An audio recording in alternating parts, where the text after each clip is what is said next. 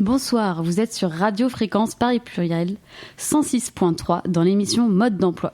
Je suis Milo et moi je suis Vino. Nous sommes le collectif des féministes révolutionnaires. Désormais, retrouvez-nous tous les premiers vendredis du mois pour parler de lutte féministe. Le collectif féministe révolutionnaire a été créé en 2016 suite aux mobilisations contre la loi travail. Notre collectif est un espace de formation et de lutte où on articule féminisme, anticapitalisme et antiracisme pour analyser les rapports sociaux de domination. On pense que ces rapports de domination sont systémiques et structurels et que notre lutte doit donc prendre en compte toutes ces facettes et s'attaquer à ces structures. C'est pour cette raison qu'on se définit comme révolutionnaire. On publie un journal, on organise des moments d'échange et de formation, on participe à de nombreuses manifestations et on soutient toutes les luttes des travailleurs et travailleuses, particulièrement celles qui participent à construire une société plus juste. Et ce soir, on va discuter de la grève féministe qui arrive à grands pas, comme vous le savez, le 8 mars. Alors, si vous avez l'habitude d'écouter nos émissions, vous remarquerez que ce soir, ça va s'organiser un petit peu différemment. On va vous parler à l'antenne de l'histoire de la grève féministe, ses raisons d'être et concrètement juste comment ça marche. Pendant ce temps, on fera des allers-retours avec un micro-trottoir Parole d'AG préparé par notre camarade qui a interviewé des militants et militantes de l'AG féministe Paris-Banlieue en pleine préparation de la grève féministe. Donc déjà, bravo à elle pour ce travail. On finira, bien sûr, par une chronique sur les joies de la grève, histoire de partir bien galvanisés tous ensemble pour militer toute la semaine prochaine. Alors d'abord, chauffons-nous avec un son des vulves assassines.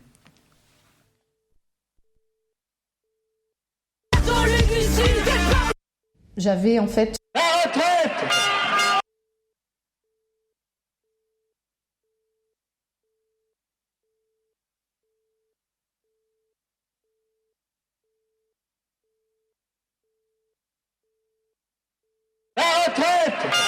À 60 ans, on s'est battu pour la gagner, on se battra pour la garder. La retraite, à 60 ans, on s'est battu pour la gagner, on se battra pour la garder. La retraite.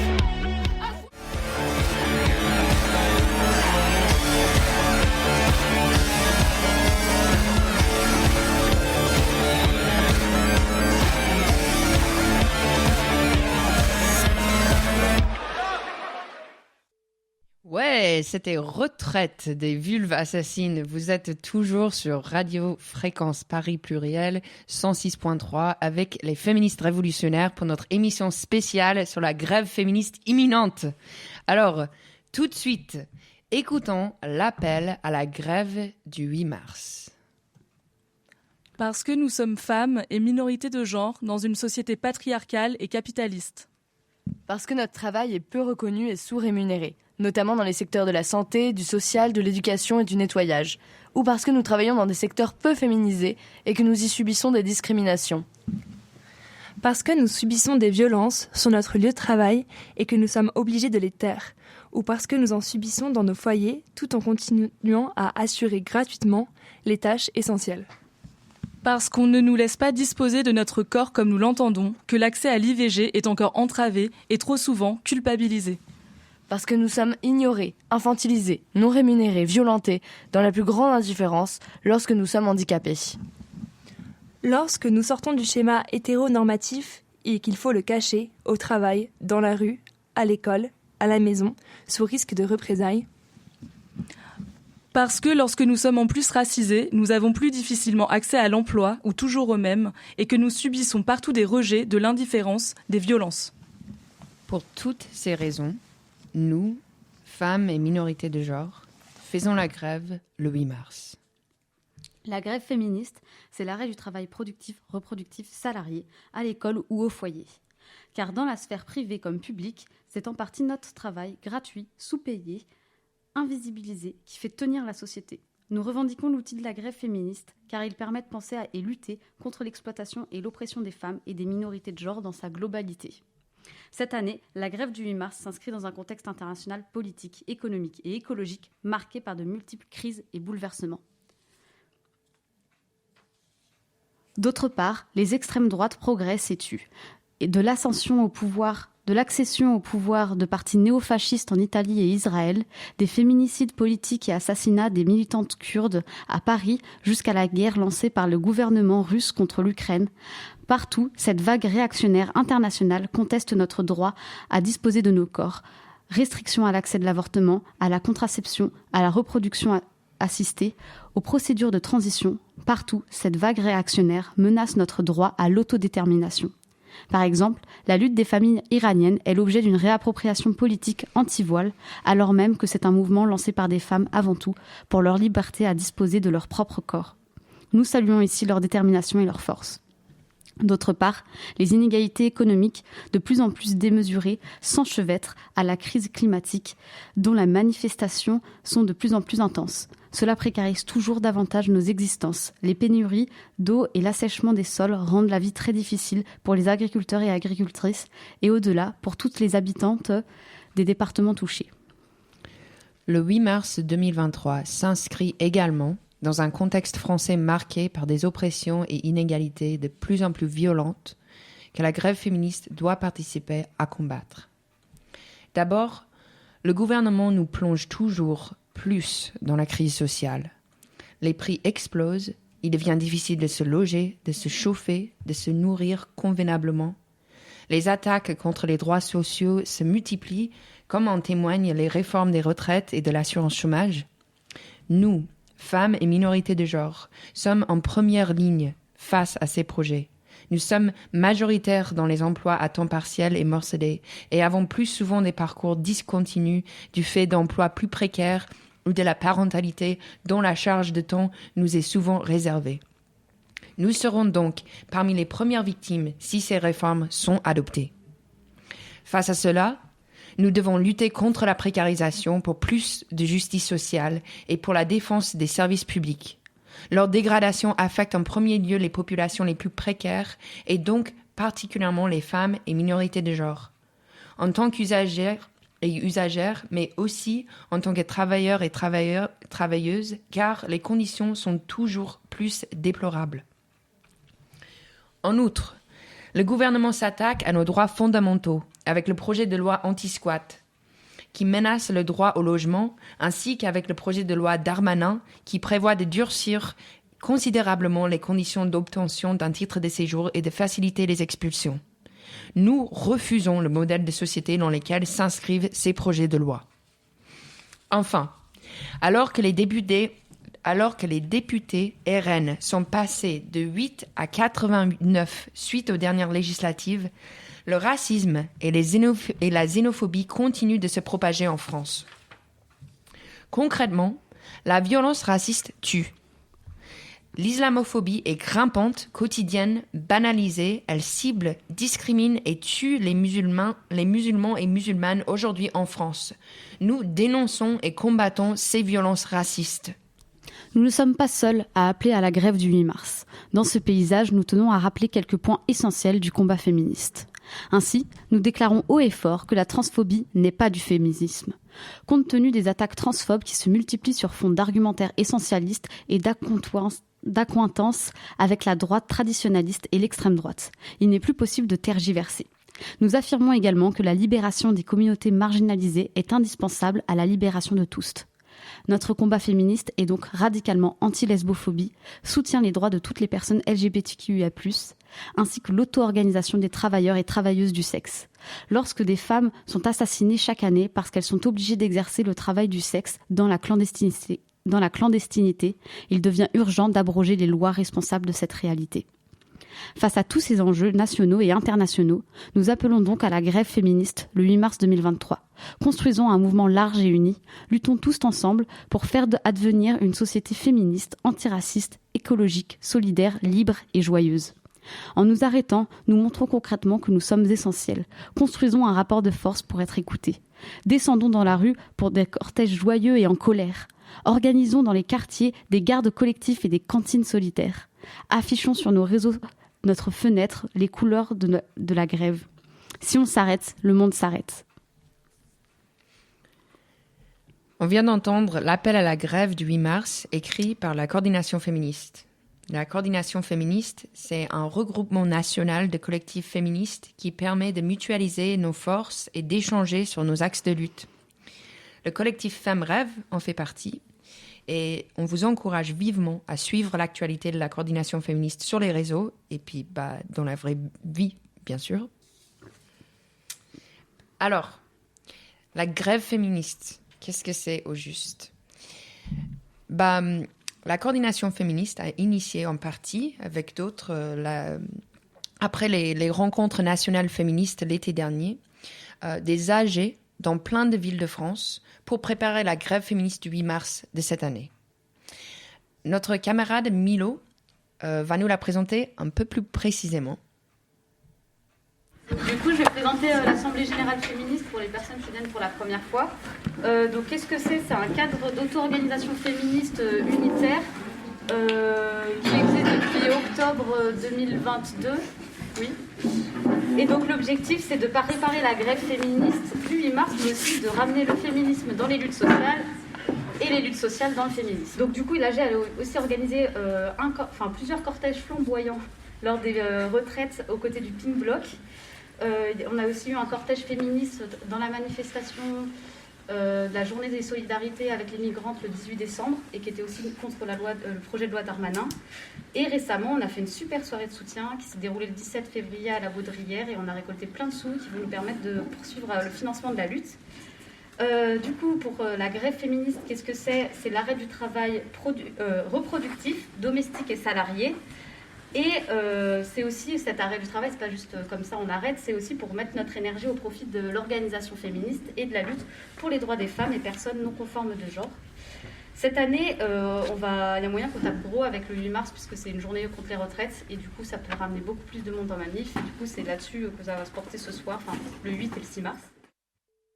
Merci Milo.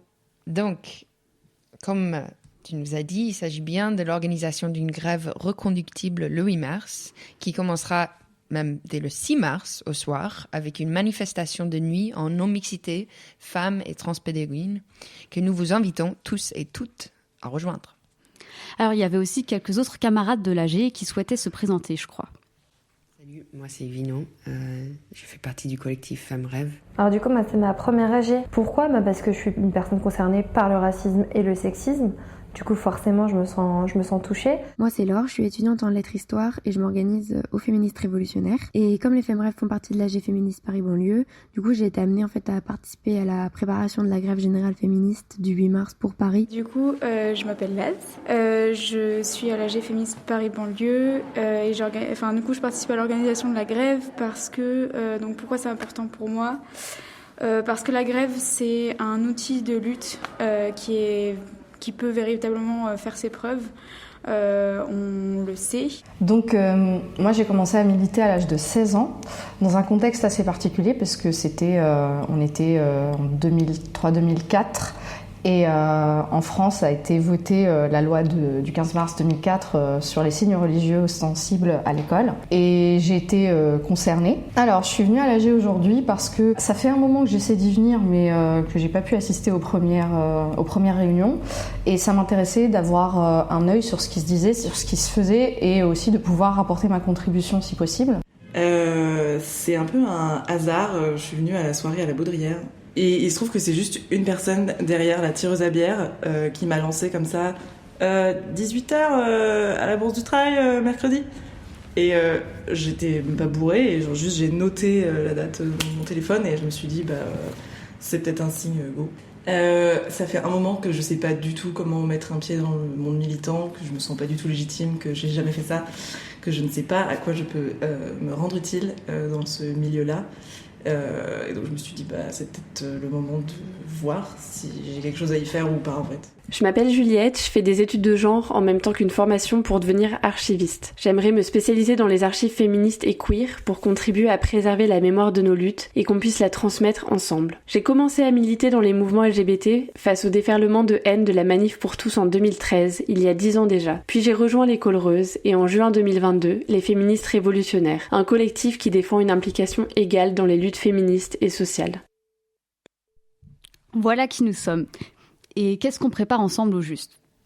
Le 8 mars, c'est une grève totale de tout travail. Évidemment salarié, mais pas que. C'est également une grève de toutes les tâches qui sont invisibles et souvent pratiquées par des femmes et minorités de genre, mais qui restent du travail. Le travail domestique, le travail au sein d'associations, le travail sur les lieux d'études, le travail du soin, du care et tant d'autres. C'est un appel à la mobilisation des femmes de tout horizon, qu'elles soient salariées, étudiantes précaires, retraitées, etc. Il s'agit d'un mouvement qui entend prendre en compte les discriminations subies par les personnes trans, les personnes racisées, les personnes en situation de handicap, les travailleurs et travailleuses du sexe. C'est une grève qui a la volonté de rendre visibles les personnes qui sont invisibilisées et de mettre au centre de la vie le vivant. Puisque chacun et chacune joue un rôle dans la société, on peut s'engager à la changer en paralysant la production. On ne le dira jamais assez, sans nous, le monde s'arrête. Alors la grève est appelée tous les ans le 8 mars, journée internationale des droits de la femme, de lutte pour les droits des femmes. Mais l'idée n'est pas de faire un jour de grève symbolique où tout reprend le lendemain. La grève du 8 mars permet en même temps de construire nos luttes et de mettre en pratique tout en créant un rapport de force. Elle permet d'avancer sur la stratégie de sortie du capitalisme et l'entrée dans un monde féministe. Et d'où est-ce que ça vient, la grève féministe ? Le mouvement de grève féministe est apparu dans les années 70 en Islande, où les femmes avaient fait grève au travail, mais aussi chez elles, pour revendiquer l'égalité des salaires et des droits, et pour prouver que la femme est indispensable au fonctionnement du monde, tout simplement, que ce soit dans la sphère privée ou publique. Cette grève a mobilisé environ 90% des femmes du pays et a eu un impact significatif sur la vie sociale, politique et économique de l'île. Depuis, cette forme de mobilisation a été reprise dans de nombreux pays, notamment en Amérique latine, en Europe ou encore en Afrique. Au Chili, en 2019, le pays a été paralysé par un appel à la grève générale suite à la grève féministe du 8 mars, qui a donné lieu à la réécriture de la Constitution et le démarrage d'un processus révolutionnaire. Depuis 2019, en Suisse, une grève féministe massive a lieu le 14 juin tous les ans. En 2022, l'avortement a été décriminalisé au-delà de 12 semaines grâce à cette mobilisation.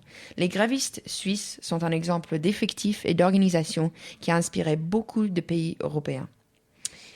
Voilà. Et puis, d'un point de vue théorique, la grève féministe est une réponse directe à l'articulation entre capitalisme et patriarcat.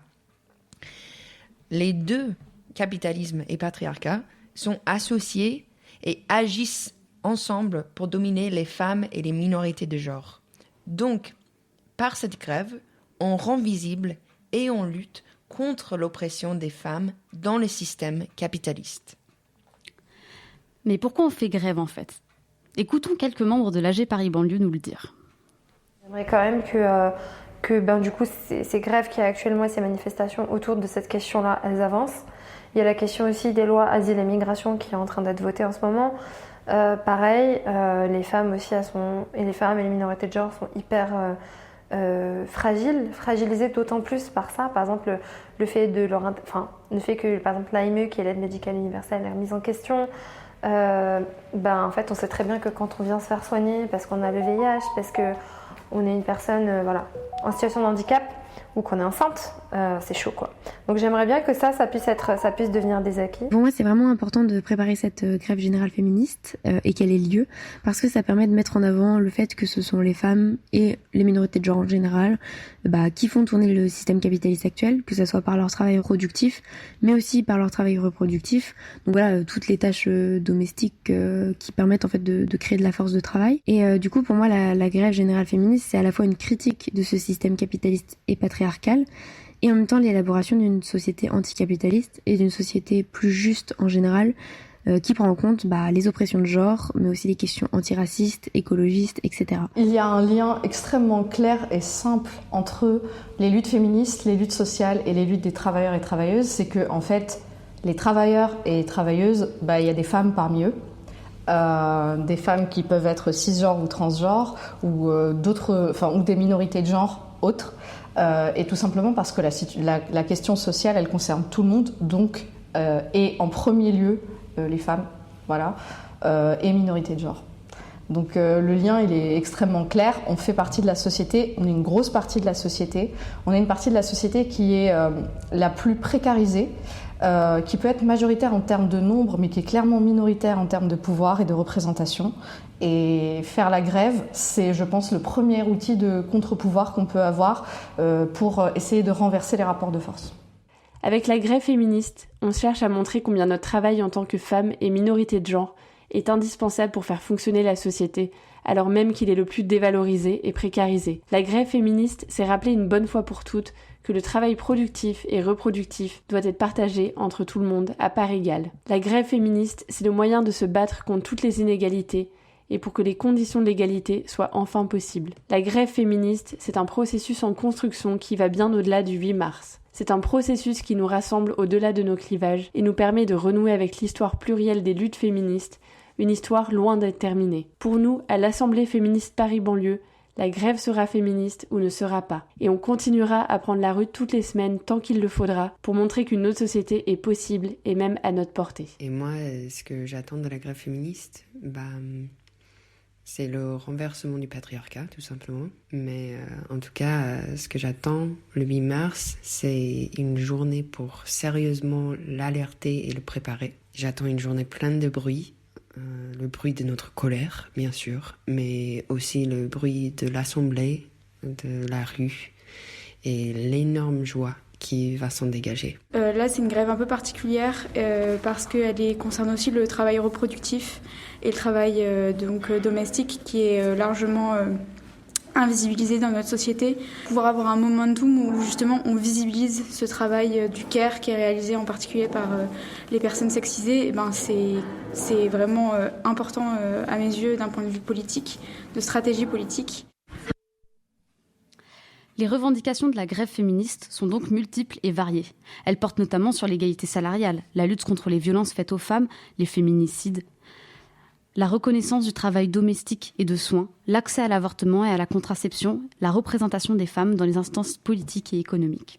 En somme, la grève féministe est un mouvement qui entend mettre en lumière les inégalités de genre et qui appelle à une transformation radicale de la société. Elle s'inscrit dans une longue tradition de lutte pour les droits des femmes et a déjà permis d'obtenir de nombreuses avancées qui continuent d'évoluer et de s'adapter aux contextes politiques et sociaux de chaque pays. On dénonce par cette grève toutes les inégalités induites par le système patriarcal. On dénonce le fait que les femmes touchent encore en moyenne 28,5% de moins de salaire que les hommes, que 70% des travailleurs pauvres sont des femmes, qu'une femme sur deux a déjà subi des violences sexuelles en France, que 80% des femmes handicapées sont victimes de violences, que 75% des violences islamophobes visent des femmes, que 16% des Français et Françaises ont subi de la maltraitance sexuelle dans leur enfance, que 85% des personnes transgenres ont été agressées au cours de leur vie. Écoutons encore quelques membres de l'AG féministe parler de la nécessité de l'intersectionnalité dans la grève féministe. J'avais en fait deux préoccupations principales, le racisme que je pouvais subir, mais aussi le sexisme que je pouvais subir. Voilà. Et ma quête au début, elle a été assez compliquée parce que dans les milieux antiracistes, j'ai observé beaucoup de sexisme et très tôt, très jeune, je me suis rendu compte qu'il y avait plein de choses qui n'allaient pas. Mais dans les milieux féministes où je souhaitais aller, j'ai subi et vécu beaucoup de racisme et d'islamophobie. Et du coup, je me suis rendu compte que là aussi, ça n'allait pas. Et sinon, pour moi, le féminisme, je ne peux pas le vivre d'une autre façon que de façon intersectionnelle. Par le vécu, parce que je suis une personne trans non-binaire, mais aussi parce que je m'intéresse à l'écoféminisme, aux écoféminismes, et plutôt les écoféminismes proches de Myriam Bafou, qui prennent en compte l'aspect social en fait, de l'écologie. Et je pense qu'en fait, tout ça pour dire qu'en fait, on lutte contre un même système CIS, patriarcal, capitaliste, et que si on n'a pas une vision systémique, on n'arrivera jamais à le démanteler complètement, et c'est ce pourquoi je lutte aujourd'hui. Ça fait depuis novembre qu'on descend dans la rue avec l'AG féministe Paris-Banlieue, qu'on soutient des collectifs comme Mamama, qu'on se révolte contre les lois Darmanin et Kasbarian-Berger. On a participé à toutes les mobilisations contre la réforme des retraites. Vous nous avez d'ailleurs peut-être entendu crier « Patron, patrie, patriarcat, même racine, même combat » ou « Grève générale jusqu'à la retraite ». Je vais parler de ce qui me concerne parce que là je suis en plein dedans, mais c'est vrai qu'il y a une vraie prise de conscience générale sur la situation des femmes musulmanes aujourd'hui en France, parce qu'on est vraiment seules, mais complètement seules en fait. Seules, et on a eu un travail de très longue durée pour qu'on nous coupe de tout moyen de se mobiliser et qu'on nous diabolise tellement que même les personnes qui souhaiteraient s'associer ou nous aider, qui sont de bonne volonté, ne le font pas ou ne le font plus. Je trouve que ça c'est alarmant. Et en termes de droit, à la fois sur le droit, la liberté de conscience, mais aussi en tant que femme, de s'habiller comme on veut, d'avoir accès au travail, d'avoir accès aux études. Moi, j'aimerais bien qu'il y ait une prise de conscience là-dessus, parce que au final, j'ai pas l'impression que ce soit le hot topic en fait de toutes les questions actuelles sur les questions féministes et antiracistes, alors que pour moi, c'est le cœur de l'oppression féministe antiraciste, parce que là, c'est l'institutionnalisation de l'oppression d'une catégorie de femmes quand même. Et il n'y a personne qui bouge le petit doigt. Voire, on nous sacrifie à chaque fois. Donc voilà, ça serait un truc que j'aimerais.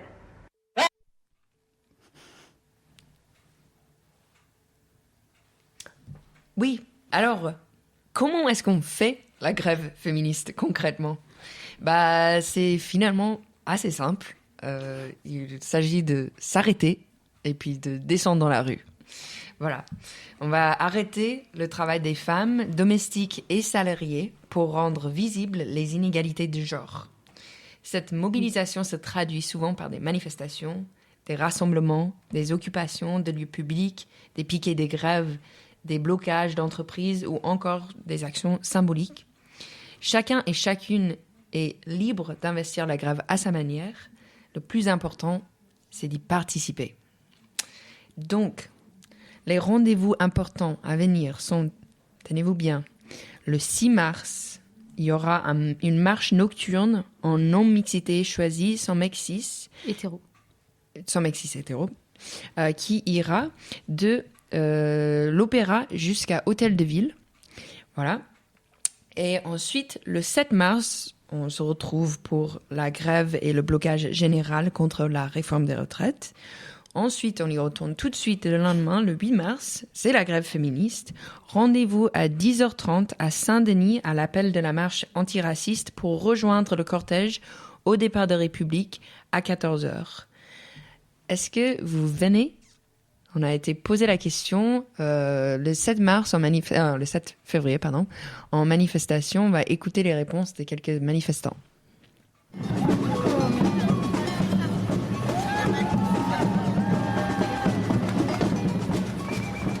Je m'appelle Fanny et je suis la secrétaire de section du 18e du Parti communiste et statisticienne à mes heures perdues. Voilà. C'est une bonne chose que le 8 mars, on continue à se battre contre la réforme des retraites. Je trouve que c'est une jonction presque parfaite. Et si hier j'étais à l'AG de l'Interpro du 18e, et c'est vrai qu'on se disait que si cette date, ça pouvait être le début d'un lancement d'une grève reconductible, ça serait vraiment un très beau symbole. Surtout que en plus la révolution bolchevique a commencé un 8 mars aussi, donc ça serait superbe, quoi. Voilà. Et je le fais chaque année, de toute façon, je fais la grève féministe tous les ans avec les camarades du parti. Et du coup, là, oui, ça fera une bonne jonction entre les deux, parce qu'effectivement, les femmes seront particulièrement touchées par la réforme. Donc, en tout cas, moi, j'en participerai, et le Parti communiste aussi, oui. Je marcherai avec les autres. Jusqu'au bout. Là, trop, c'est trop. Et vous avez entendu cet appel à manifester le 8 mars, justement, pour porter à nouveau la lutte contre les retraites ? Non, j'ai entendu qu'ils voulaient se calmer pendant les vacances scolaires, ce que j'espère pas, parce que ça va ralentir le mouvement. Mais bon, je suivrai le mouvement. Et le 8 mars, quoi qu'il arrive, en général, vous allez manifester, vous aussi ? Oui. Est-ce que tu peux te présenter ? Ouais, bonjour, je suis Rémi, je suis militant France Insoumise et je suis ici avec des camarades de la NUPES entière. Ok. Toi et tes amis de la NUPES, vous seriez motivés pour aller manifester aux côtés des femmes et des minorités de genre le 8 mars ? Et on partage une même cause, donc il n'y a pas de raison. Voilà.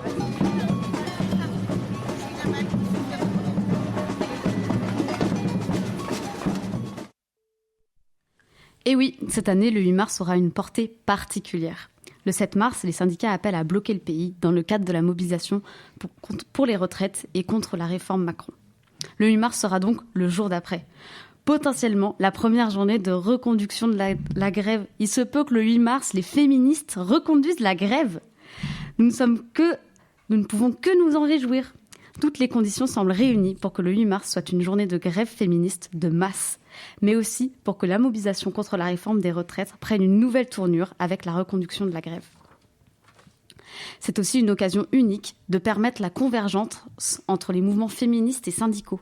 Pour que cette convergence soit réussie, il faut qu'elle soit pleine et totale. C'est-à-dire que d'un côté, il faut que nous assumions pleinement que le 8 mars sera une journée de lutte contre la réforme des retraites et que de l'autre côté, l'ensemble des organisations qui appellent à cette journée considèrent qu'il s'agit aussi et avant tout d'une mobilisation féministe, construite depuis des mois sur des revendications propres.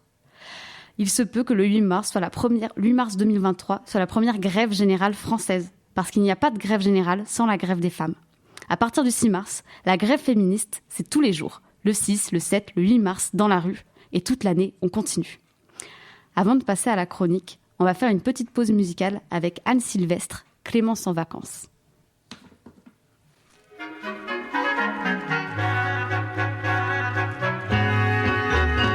On l'a dit à la grand-mère qui l'a dit à son voisin, le voisin à la bouchère à son gamin pense, elle ne ferait plus rien.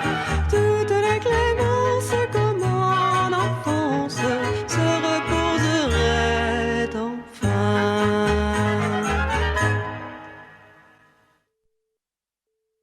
Vacances de notre grand-mère à tous, Anne Sylvestre. Et oui, nous savons que la grève, ce n'est pas les vacances, mais juste cette chanson nous rappelle comme il est bon de s'arrêter. Alors, vous êtes toujours sur Radio Fréquence Paris Pluriel 106.3 avec les féministes révolutionnaires pour notre émission spéciale sur la grève féministe imminente. On va passer le micro à Julia, notre chroniqueuse.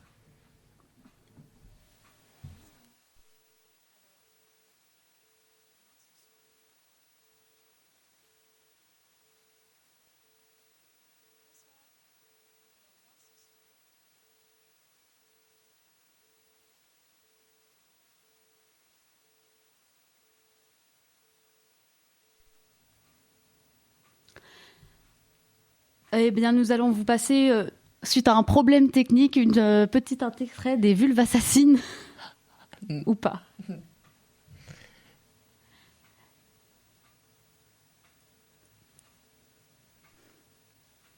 À 60 ans, on s'est battu pour la gagner, on se battra pour la garder. La retraite, à 60 ans, on s'est battu pour la gagner, on se battra pour la garder. La retraite. On veut pompier quitte les machines, s'envoie en l'air dans les usines. Qu'elles parlent fort, attendent, nous mettent minables, on crame. Et qu'elles repassent des diplômes, qu'elles nous fassent des tartes aux pommes, ou qu'elles ondulent le soleil. Désolée pour ce petit problème technique et bonsoir. Moi du coup, ce soir, je voulais aussi parler de la grève, surprise, mais j'avais envie d'en parler un peu différemment. J'avais envie de parler du moment T, du jour J, du temps de la grève et de comment c'est cool quoi.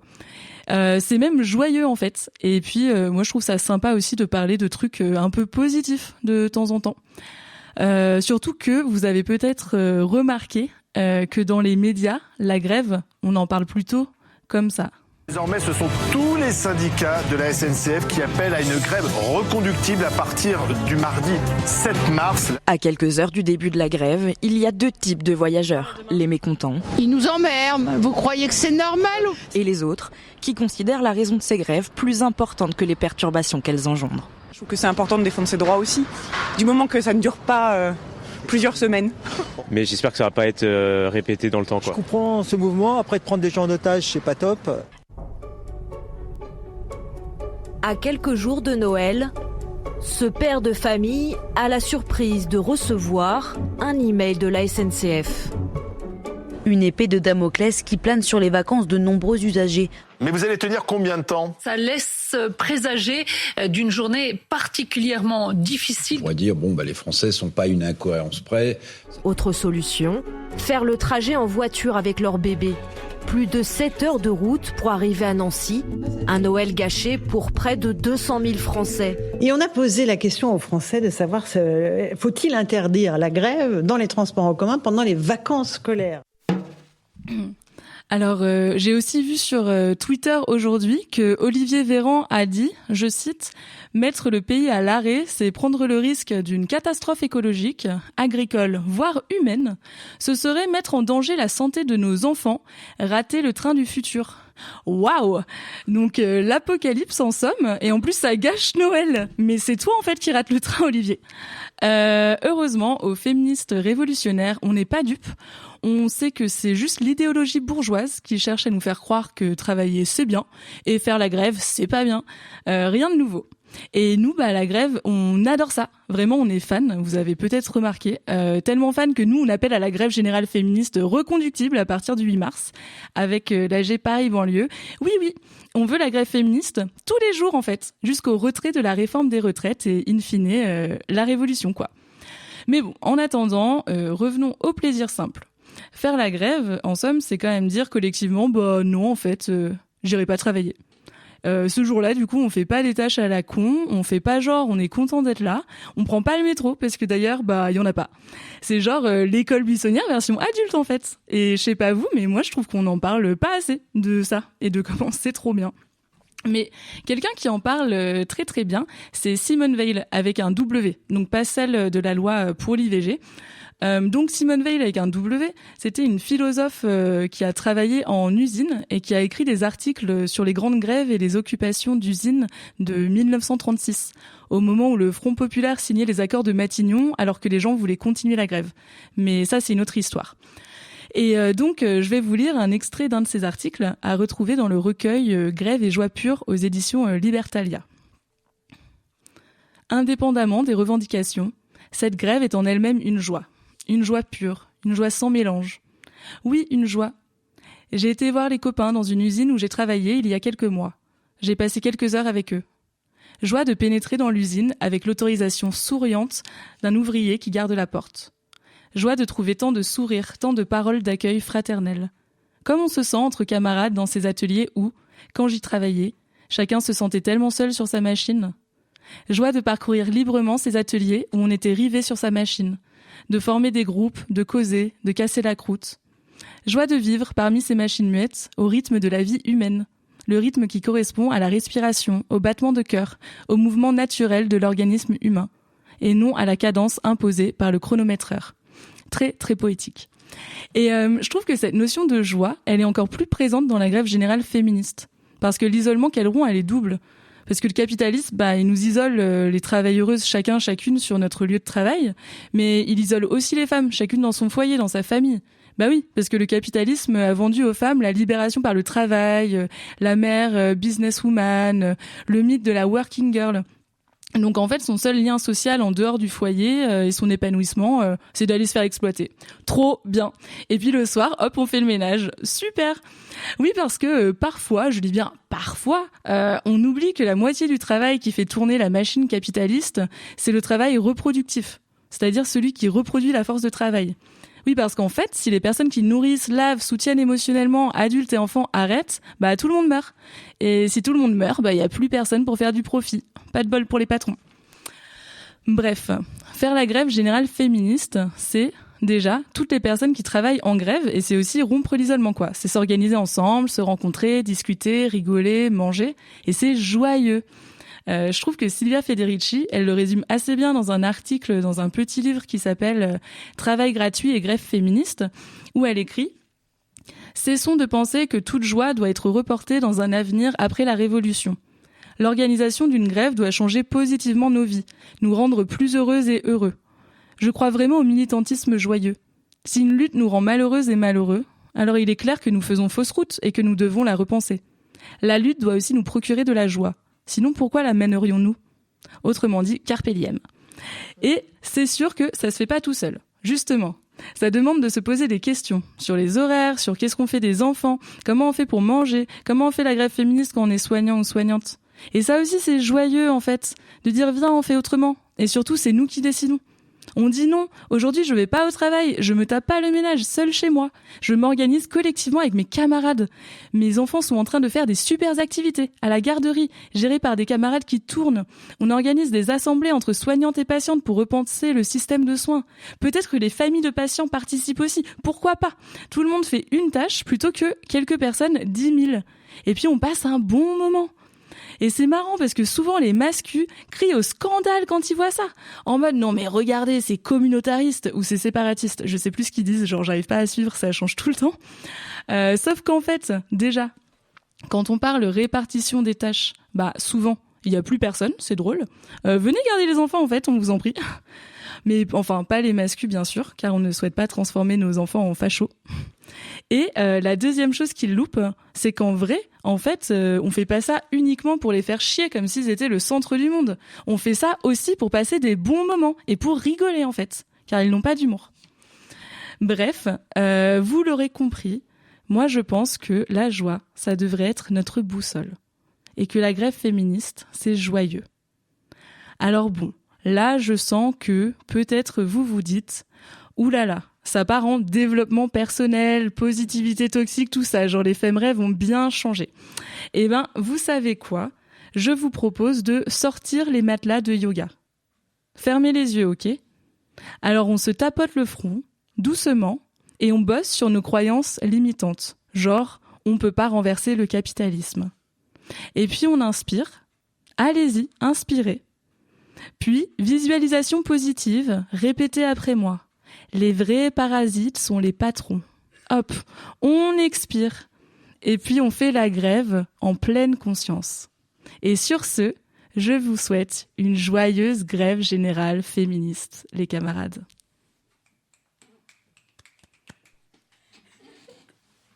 Merci Julia pour cette superbe chronique.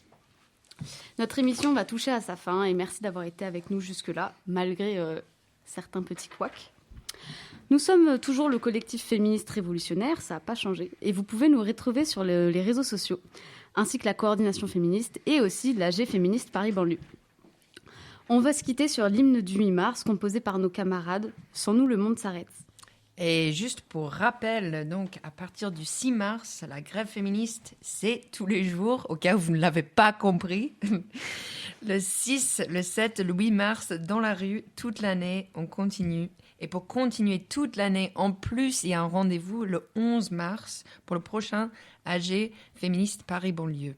Lieu à venir communiquer sur les réseaux et tout ça. Et aussi, Julia, ta chronique m'a donné envie de partager aussi une citation de Emma Goldman qui dit « If I can't dance to it, it's not my revolution ». Si je ne peux pas danser dessus, ce n'est pas ma révolution. Allez, tout de suite, l'hymne de la grève féministe et bonne grève à tous.